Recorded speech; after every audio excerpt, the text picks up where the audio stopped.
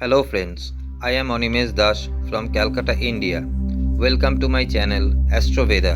It is all about purely Vedic astrology, which is most authentic as well as effective among all astrological calculations in the world. Friends, as I said in my previous episode, please provide me the mentioned informations through my WhatsApp or email to have a thorough Vedic astro report. So before going in detail, requesting please like, share and subscribe my channel. My existing clients are also being hereby requested to share their feedback in comment section on having Vedic Astro report from me.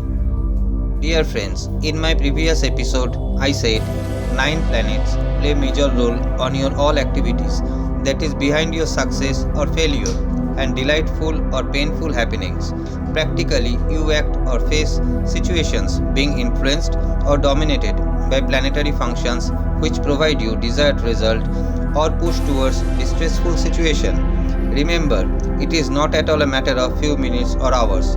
Fortunate scopes or unfortunate moments comes all of a sudden. You need to get sustained throughout your good times as well as to come out of the adverse situations at the earliest.